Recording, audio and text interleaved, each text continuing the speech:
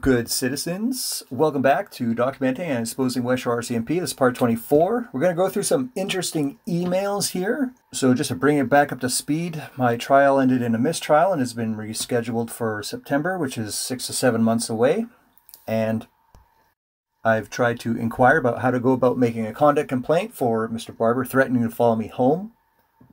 And just got the runaround from their office. The only interest they have in this complaint is to waste my time. So that's fine. So I last contacted their office with that message to Mr. Barber about if he's going to continue this prosecution past the 18-month mark, then he's doing so contrary to the charter. He's violating my rights, and didn't hear back from him. So April 3rd, 2020, here's the email I sent him. It says, hello, Mr. Barber. Congratulations. Today's April 3rd, 2020, 18 months to the day that the information was sworn for my, quote, criminal charge, unquote.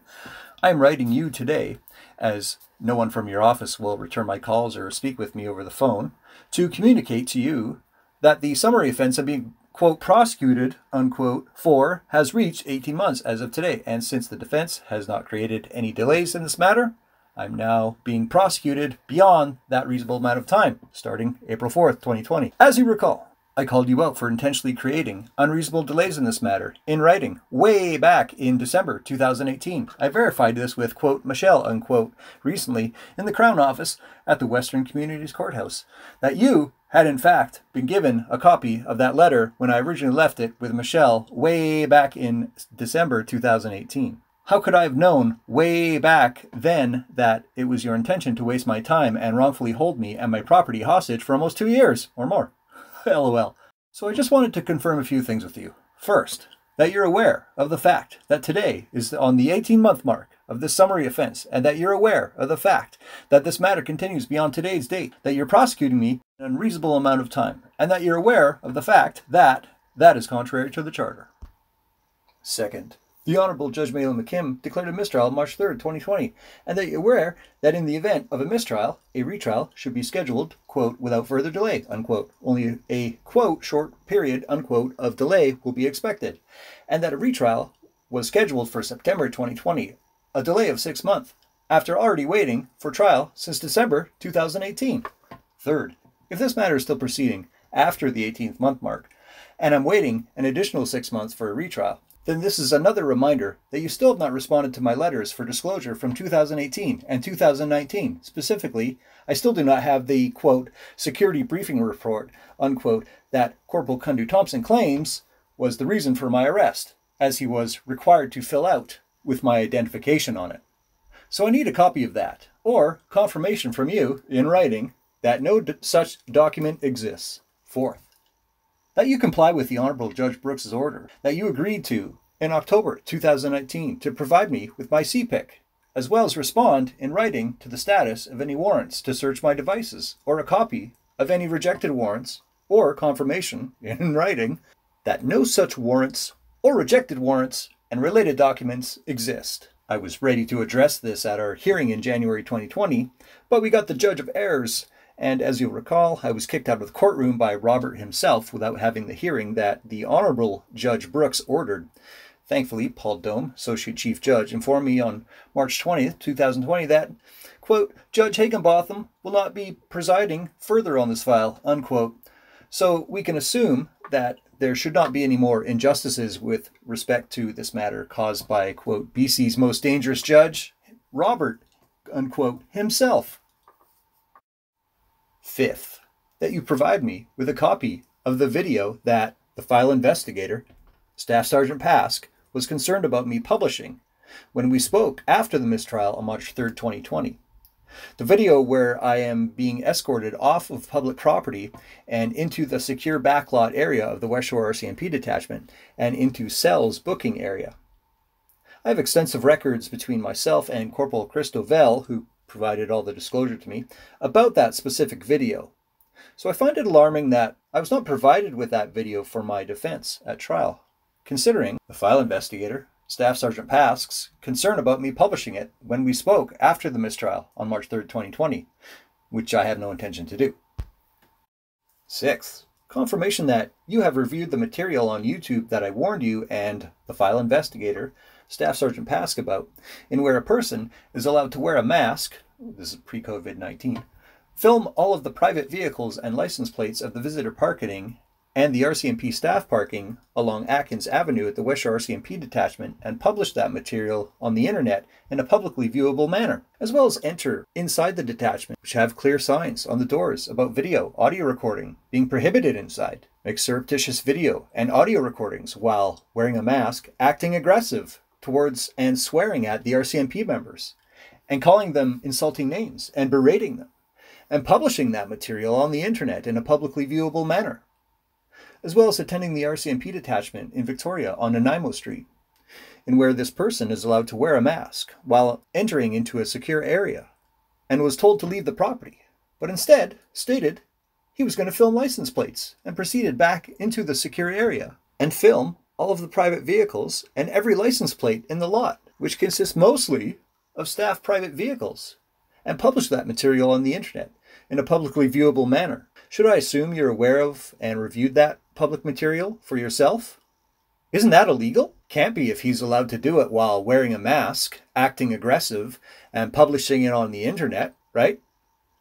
Further, this person is also allowed to wear a mask and enter into Vic PD lobby and openly film private citizens who are there for official business. And when they ask this masked man not to record them or stop recording them, he replies in an aggressive manner, saying things like, quote, "I'd like to see you try." You try to stop him recording, unquote. And then publishes that material on the internet in a publicly viewable manner. He's allowed to do this, isn't he?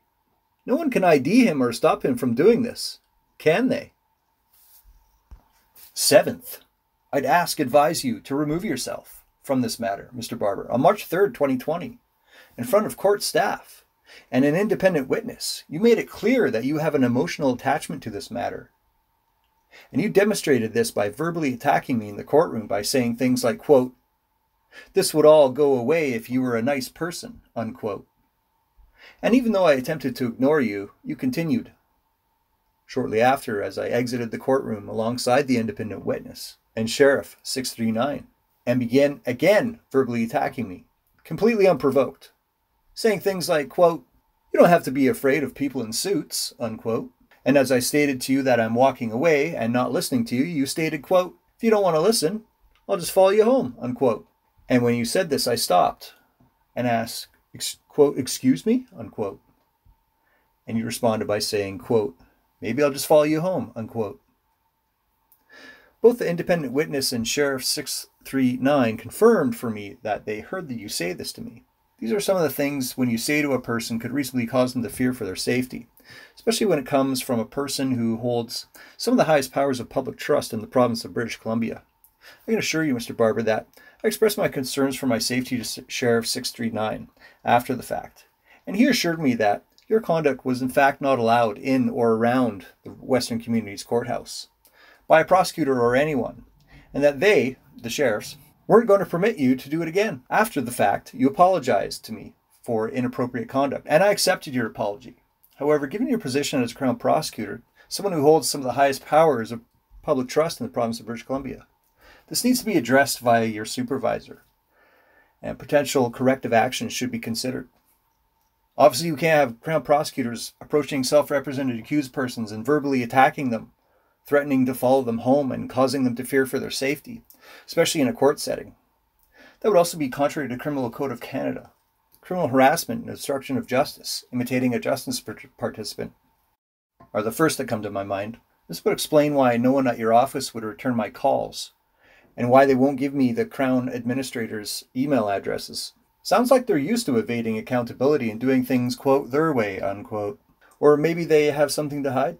Since your supervisors are intentionally avoiding me, and I can't get their email addresses, Bev says they don't give those out, and this matter is continuing, I strongly suggest that you, Mr. Barber, hand this file over to another capable Crown Prosecutor that has no emotional attachment to this matter, and I can then possibly feel safe as a justice participant and may even perceive a fair trial/due process, but not likely.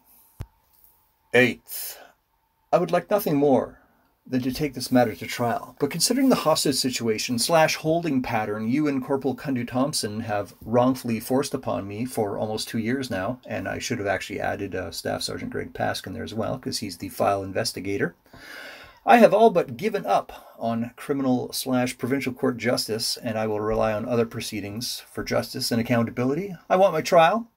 I want to face my accusers. I want a judge's decision in writing. But I shouldn't have to wait an unreasonable amount of time and have my rights violated in the process. We both know why I've had to wait this long and why I'm being treated this way. It shouldn't have to come down to my rights being violated further and being verbally attacked and made to fear for my safety, just going through the court process. I'm glad I called you out in writing for doing this way back in December 2018.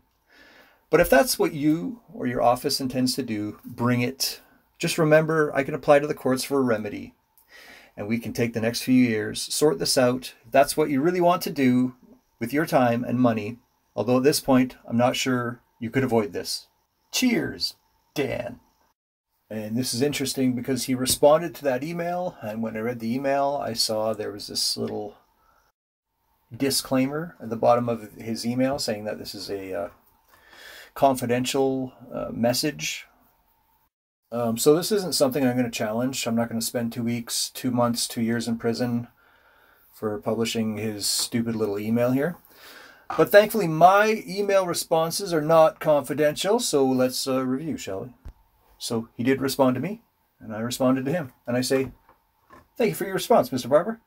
To specifically address your last comment about the security concerns of the RCMP with respect to the videos on my devices, I was never there to film the public or any private vehicles or any license plates, and therefore would not make it into the news story I was gathering content for. Spoiler alert! How they handled dangerous driver complaints after one of their members was killed by a dangerous driver. That story has nothing to do with random people, private vehicles, or license plates, and if any of that is on my devices, it was strictly incidental to filming the target content as explained on the notice. And none of that inadvertently recorded content will be considered for publication or would be published. So the first thing I need to do is inspect my devices to make sure they are not damaged or have parts missing or devices missing altogether.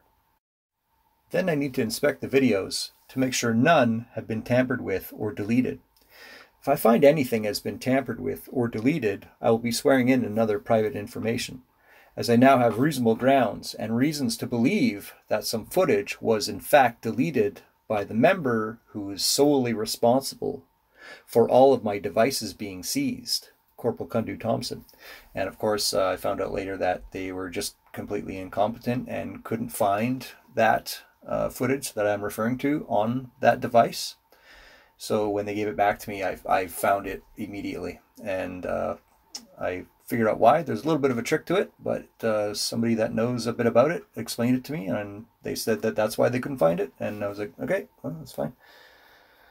So it's just kind of interesting. I thought that they either deleted it or they were just withholding it and just pretending not to see it, which is still plausible, of course, but apparently the equipment that they used to inspect that device couldn't find it without something that they were crucially missing for that device. Won't go into that, but let's continue with the email. So unfortunately, the bargaining posture of the RCMP is highly dubious with respect to the content on my devices, as the arrest was unlawful, arbitrary, and not authorized by law. This would make the seizure of my devices also unlawful, arbitrary, and not authorized by law. If the RCMP were acting in good faith and truly felt that they were within their lawful authority, they would have applied for a warrant to search my devices and either use the material as per the search warrant for trial, or decide that the material does not meet the investigation, charge, prosecution standard and should have dropped the charges and return the devices without delay. Instead, after 4 letters in writing requesting that relevant material, which crystallizes the Crown's obligation to provide it to me according to case law and the Crown Counsel policy, I was left hanging with no response and no material for over a year, and according to you, I would only get that material if I waived my right to privacy, which I did. And from what a lawyer told me, was a dirty trick on your part. Waive my right to privacy for the material recorded on July 25th, 2018. I did not waive my right to privacy on any other material or other material on my phone. So the RCMP might want to jump on this and get me back my stuff with a sincere apology in writing, outlining what they did wrong. That might help them in the next proceeding, but I doubt it. It's probably too late for that now. And unfortunately, the RCMP was never privileged to my devices or the content on them. The only reason they got access to it to begin with is because you guys wanted to mess with a guy who is known to be a critic of the police and the Crown, and the best way to censor that type of person is to hold me and my property hostage until the time limit ran out for a summary offence. And here we are. Obviously, you guys were hoping I would react and get myself into trouble while on bail. Well, it's not going to happen, as you've finally realized after almost 2 years of intentional mental anguish. If the RCMP is not willing to give all my devices back without delay, with all the original video, audio intact, unaltered, then they will need a court order or arbitrary actions. Lastly, I do not think the RCMP is really that concerned about my content on my cameras, as I clearly made no effort to film the public, private vehicles, or license plates. However, there is a person actively going around and doing exactly that in secure areas after he was told to leave the property, while wearing a mask pre-COVID-19, acting aggressive, swearing, insulting towards the public and the RCMP, and has published that exact material in a publicly viewable manner. That person has not been ID'd, arrested, had property seized, placed on bail conditions, or been charged with an offence. So the RCMP might want to jump on that and find this guy and do to him what they tried to do to me. Every day that goes by that this masked man is allowed to do all this only makes my case stronger. Why would you all put me through this hell when I didn't do what was alleged, and you all know it? But the guy that did do all that and more is allowed to freely roam around and continue to do it. Why is that? Totally up to you guys. You have all the high powers of public trust to do whatever you want. So it's 100% in your hands how this ends. Cheers, Dan. And Mr. Barber did not respond to that email. So anyways, 10 days later, I email Mr. Barber back and I say, Mr. Barber, is the RCMP all on vacation? Or are they planning on holding on my property for another 2 years? It's time to pay the piper. Where's my property? Cheers, Dan. So even though I can't show you his emails, the cat's out of the bag, because we're discussing getting my property back. So that means that the charge is stayed. Now, withdrawn and stayed are two different things. So if it was withdrawn, then it would be terminated. It's stayed, so that means I believe they can still fire it back up if they want to for another 6 months. But spoiler alert, they didn't fire it back up. The charges stayed and the 6 months did run out. And that's it. There will not be a retrial.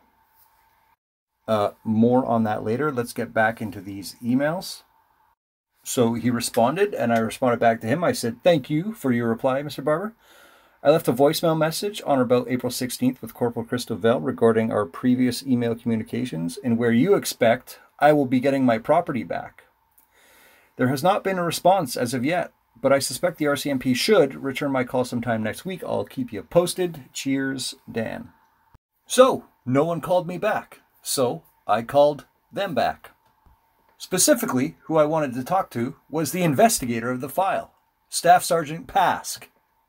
I'm only going to play clips from the phone call because the uncut call is 14 minutes long, and it's just a huge circular conversation. Turns out it's really hard to talk to an investigator of a file when the investigator doesn't actually know anything about the file. So here's just some short clips from that phone call. So when we spoke at the courthouse, Dan, we discussed about possibly a contract and where are we at with that? Like as far as releasing what was on the cameras or like basically signing off that it wouldn't be released, or what was your understanding with with Mr. Barber after speaking with him?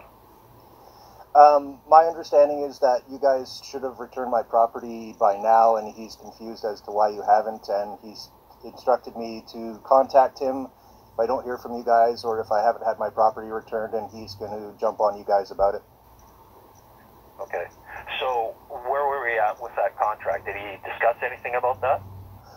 He assumed that there was some material on my devices that I would not be publishing, some material that was inadvertently recorded, mainly because of the actions of yourself and Corporal Jones and Corporal Kundu-Thomsen, and I have no interest in publishing any material that was not intended to be recorded, as per the notice that I left with you guys. So that's Mr. Barber's understanding. Okay. So what do we have, like, did Mr. Barber present anything to you as far as, like, any understanding that information, like, anything in writing that wouldn't be disclosed, or what was done there? There's some emails between us. I wouldn't say it's in writing per se, but there's definitely emails about he was assuming that there's material that won't be published, like personal license plates and stuff like that, which I don't even believe I have, to be honest. Okay, so did you receive a vetted copy of, like, as part of disclosure, you received a vetted copy of everything on your devices, correct? Not everything, no. No, okay.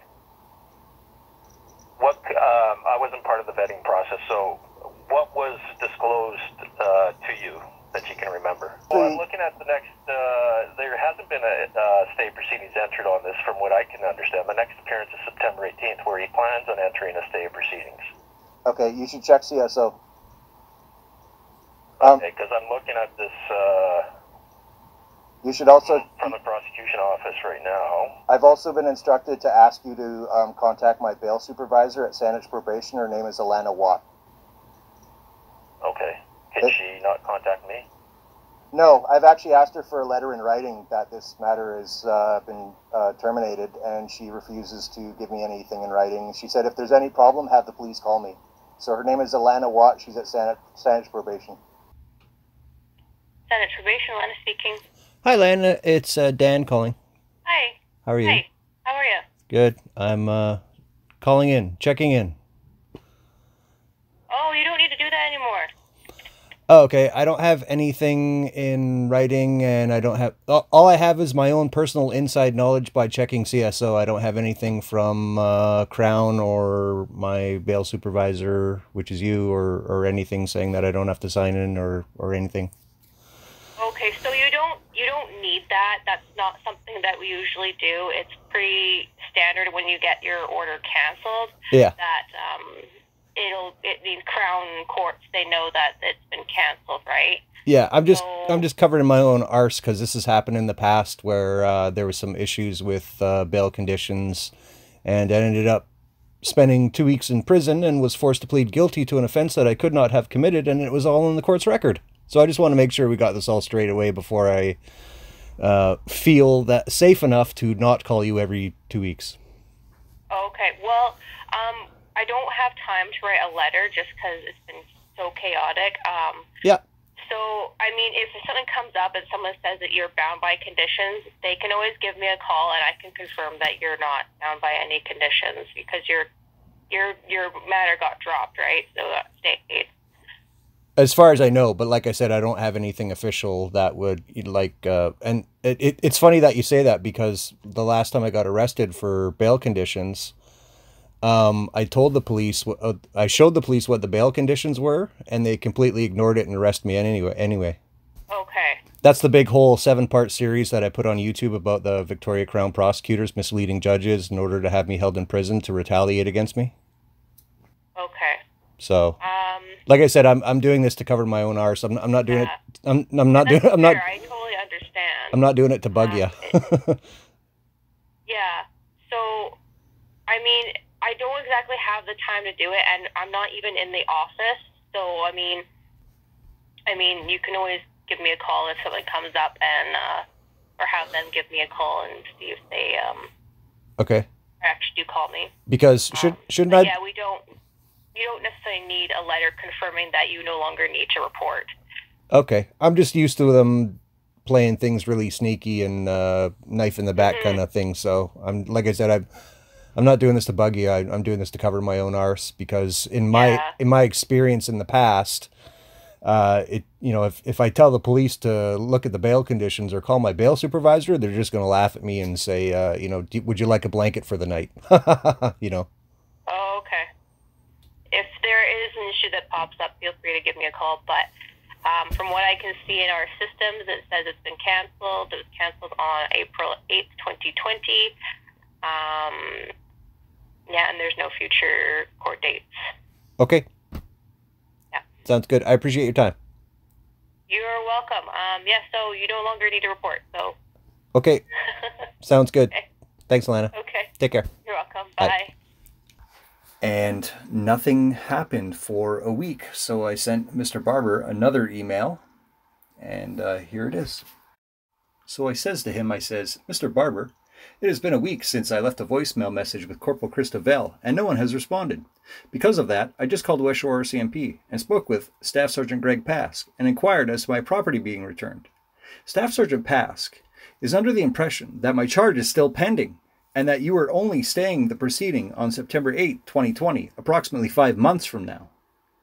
He also had concerns about the material being returned that had video footage of inside the detachment and the walk through their back lot. I explained again that the material of the back lot was never disclosed to me, and I can only assume it was deleted without a court order. So from my perspective, that clip does not exist. If it does, it still needs to be returned to me intact, unless they have a court order that says otherwise. As I explained to both of you on March 3rd, 2020, I have no intention of publishing material that was video recorded after my arrest. It was never my intention to gather video clips inside a restricted area.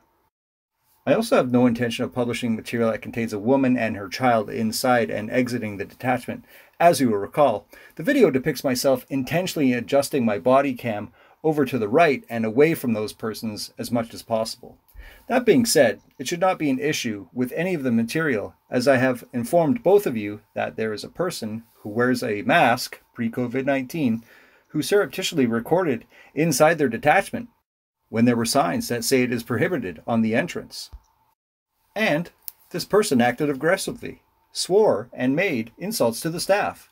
He also recorded every license plate of the visitor parking and civilian staff parking, approximately 30 vehicles, in where he went around and held his camera right up to license plates, and has since published this material on the internet in a publicly viewable manner.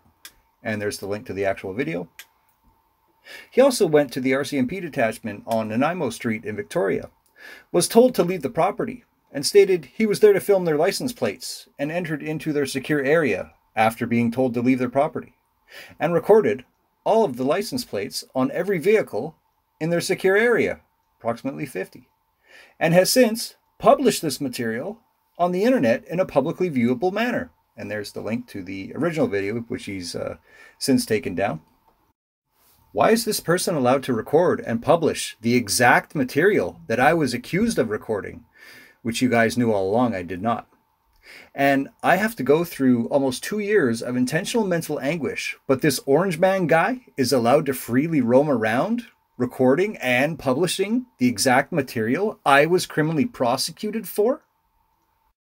Please talk with Staff Sergeant Pask and advise him to return my property, all videos intact, ASAP. You guys have already stepped in it big time by doubling down and taking it this far. I strongly suggest you do the right thing now and pursue this masked man who is committing acts that I was prosecuted for, even though it was clear all along that I did not commit those acts, and you guys knew it all along. Cheers, Dan. So, the investigator of the file, Staff Sergeant Greg Pask, has zero clue on the videos. Zero clue what's on the videos, what's on the cameras. And zero clue what was disclosed. And zero clue of the state of the file. This is the guy that wrote the report to the prosecutors to make sure that I'd be criminally prosecuted for no crime committed. Yeah, he's the investigator of this file. This is his baby now. How's he doing? I even sent this email to my buddy Bruce Dean about this. I says, the funniest thing is Pask is the investigator of my file, and he has zero clue on the videos, what's on them, and what was disclosed, or the state of the file. Can you imagine being a staff sergeant and the investigator of a file, and where you have zero clue on the video evidence, you have zero clue what's on the cameras that were seized, you have zero clue as to what was disclosed to the accused, and you have zero clue on the state of the file, where you recommended charges, criminal charges, for somebody to be criminally prosecuted? You have zero clue. So anyways, Mr. Barber obviously eventually contacts Staff Sergeant Greg Pask, the investigator of the file, and scolds him for not returning my property. So shortly after this, I got a phone call from Staff Sergeant Greg Pask. Ah, yeah, it's time to pick up my property. So come on with me. Come on down to West Shore RCMP. Let's go pick up my property. Come on. Hello, good citizens. My name is Dan. Today is April 30th, 2020. And I've just picked up my property, my cameras, my cell phone. And later that day, I sent a congratulations email to Mr. Barber. I says, good news, Mr. Barber. Today, April 30th, 2020, I retrieved my property back from Staff Sergeant Pask. Wanted to thank you for getting justice for this person who will leave their name out. My band plays at her tribute show every second year or so, which I didn't get to video record last time at this person's place. Unfortunately, I had never had the opportunity to do it in person, so thank you. Cheers, Dan. And he responded, he thanked me, and he briefly spoke about the terrible tragedy of the loss of life of that person that he did get justice for. And that was it. That was the last time I ever had a communication with Mr. Barber. So now that I've got my property in hand, it's time to work on videos. And it's time for me and my channel to make a huge comeback. So one of the first things I wanted to do was email a guy who started a YouTube channel after I got arrested. I didn't really want to put information out there while I was still facing these charges, so I just kept my mouth shut. And once I got this property back, I emailed a guy you probably all know. He's got a channel called Canadian Rights Media. Hello, Shad. My name is Dan, and I have a YouTube channel called Not So Silent, and a backup channel called News Now Victoria, BC, Canada, Not So Silent, as well as a Facebook page called Not So Silent. I wanted to let you know about some things coming out on my channels soon, and give you a heads up on some of my material. In spring 2018, I wrote and recorded a how to do audits in Canada. I also attempted to film a 10-part series to go along with it of me doing a audit style thing at police stations. Ironically, I got arrested and charged, all my gear seized, and never made it to 10 parts of the series. They held onto my gear for almost 2 years. I received all my gear back 3 weeks ago, and the time has come that I can now retrieve and release this material. It is somewhat dated now, as you and other channels have started up after I was arrested and had all my gear seized. I contemplated scrapping the whole thing, but I also spent a ton of time on it, literally 5 months of research on my weekends, and so ultimately I decided to release it soon. I would ask that you not take anything personally from this video, as I discuss certain things you might do or not do in your videos, and your videos can sometimes contradict my message. I'm telling you this because I don't want you to think that I'm taking a dig at you or your channel. When I wrote and recorded it, it was around May, June 2018. We have different styles, and I don't do things exactly the same, so I hope you understand that I'm not putting this out there to slag you or your channel or your style, or anyone else in Canada that started a channel after June 2018. I would ask that you not share this information with anyone for now. I'm planning on releasing a how-to video and the 10-part series starting slowly in June 2020. Cheers, Dan. Just wanted to give him a heads up. It's going to be coming out soon. It's going to be getting published. And it was kind of odd because the guy never responded. And I thought, wow, that's kind of a weird way to support somebody in this community. But hey, so be it. Maybe he's got a good reason for it. And so I started doing live streams talking about what's coming up and what I'll be publishing soon. And somebody asked me like, "Oh, what do you think about so and so? And what do you think about And I was like, I didn't really start this live stream to talk about those guys, but anyway. So people asked questions how I feel about other channels, and I said my piece, and somebody showed up real quick to defend themselves. So, but I found out later that Canadian Rights Media did a live stream where him and some other people, they were talking about me like very extensively. I was like, wow, these these guys really have a lot to say about me. And one of the things that Canadian Rights Media says was, it's funny because he always referred to me as this individual. And he says he doesn't want to start drama. Then he goes to talk about me for 20 minutes, referring to me as this individual. That's a great way not to start drama.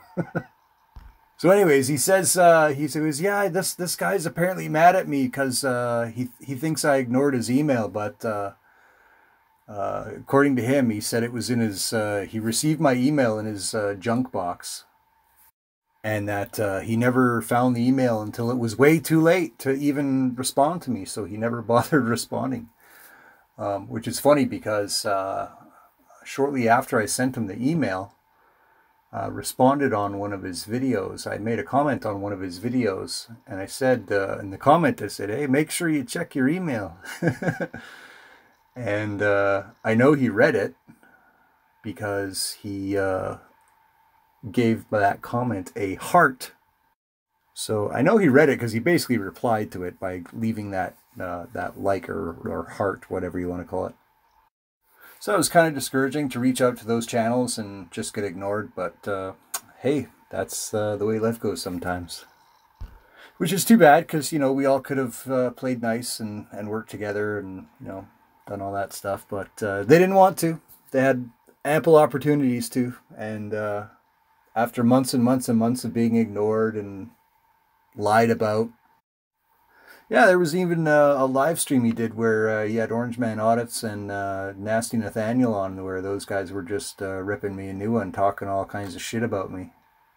It's pretty funny to hear guys who are advocates against bullies talking shit about me, and then Nasty Nathaniel says, quote, I don't know much about this guy. One thing I do know about, he's fucking ugly. Unquote. Making personal attacks on people's physical appearance. That's what bullies do, right? So, but hey, it's all good. I was actually somewhat relieved to find out that Nasty Nathaniel doesn't find me attractive, or sorry, handsome. So, no hard feelings there, right? And it's funny too, because Canadian Rights Media always allowed certain people's fake accounts to come into his live streams and insult me and talk shit about me. That was always allowed, but I noticed that if somebody started ripping on another channel or spoke out of line, they'd be shut down like that. So it's unfortunate, but those guys don't need me and I don't need them, and that's the end of that story. I certainly made multiple efforts to play nice with these guys in the beginning and never went anywhere with either of them. Personally, I think what happened is when these guys figured out who I was and what my channel was about, it was going to be a step up above theirs. And they just panicked and went, oh, this guy's a threat to our subscriber count. Let's just pretend he doesn't exist. And hopefully no one will catch on. And I'm going to flip ahead a little in the timeline, a little further than I need to go right now. But I want to go into some more interesting emails because I started publishing my material, and it got to the point where I published a video on the Oak Bay Police Department. And in that video, I spoke to a guy named Ray. His name's Ray Bernodes. I might be pronouncing that wrong. Sorry, Ray. And in the video, I told him that he'd actually asked, he'd hoped that when the video was finished that we'd send it to him. And I asked for the email, and they gave me the email for the Oak Bay Police Department. And so when that video was ready to be published, I sent him an email to tell him that, you know, the date and time that it was going to premiere. And here's that email. So I sent an email. It says, "Hello, Deputy Chief Ray Bernodes. My name is Dan. We spoke back in July 2018. I was gathering video content to be used for my YouTube channels, and I had agreed to send you a video link via email when it was published. Unfortunately, that month, one of your former co-workers with the RCMP had accused me of being a terrorist and arrested me, seized all my gear, and put me through a malicious criminal prosecution. Oddly, this person that arrested me and initiated malicious criminal proceedings against me turns out to be Canada's top terrorism cop. LOL. That is why I had subpoenaed you to the trial, as I'm sure you'll remember. Anyways, the video for part of the project I was working on is linked below and is set to publicly premiere on YouTube tonight at 8 p.m. I want to thank you for your professionalism. You're one of the nicest police officers I've ever met, and this seems to be a known standard for the Oak Bay Police Department in general. I felt very welcomed by you and all your staff that day. I apologize, however, there might be some incoming calls from people around the world watching the video that will want to commend you and the Oak Bay Police Department. I've not asked people to call, nor did I provide any further contact information. Again, thank you, Ray, for being a shining example of what people expect from our police forces in this day and age.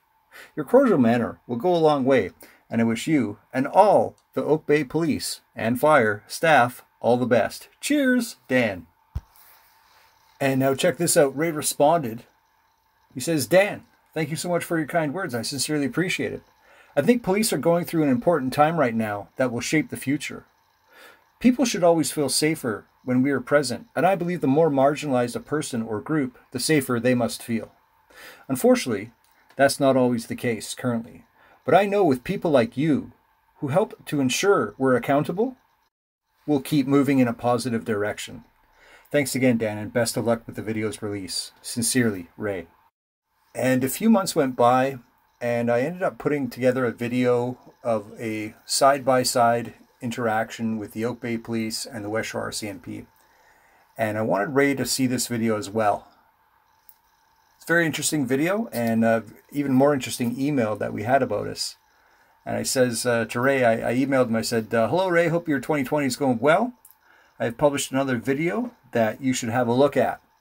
This video demonstrates a reasonable police officer, you, side by side with an unreasonable police officer in identical circumstances. It's a very interesting video. I'm sure you'll find it as fascinating as I do. Thank you again, Ray. Keep up the good work in Oak Bay. Myself and the public appreciate you very much. Here's a link to the video. Cheers, Dan." And Ray responded. He says, "Hi, Dan. I sent your video to all our members this morning, in a sense, to be used a bit of an informal training piece. Thanks again for sharing it with me. Have a great Monday, Ray." Wow, so that's cool. One of my videos is actually going to be used as a bit of an informal training piece. So when the police officers at the Oak Bay Police Department watch that video, they're going to see Ray being a reasonable police officer and Arun Kundu-Thomsen being an unreasonable police officer, and they'll know, don't be like Arun Kundu-Thomsen, because that's an unreasonable police officer. Well, that's going to wrap up part 24. So the charges are officially dropped. I have my property back. I'm now back in business, but it's now on to the lawsuit. And stay tuned, folks, because part 25, it starts right out of the gate, man. We are in for a very rough ride with this lawsuit. So stay tuned for part 25. I'm telling you right now, if you're not mentally prepared for part 25, it's going to hit you hard. Wherever you're watching part 25 from, fasten your seatbelt. I'll see you then. Thanks for watching.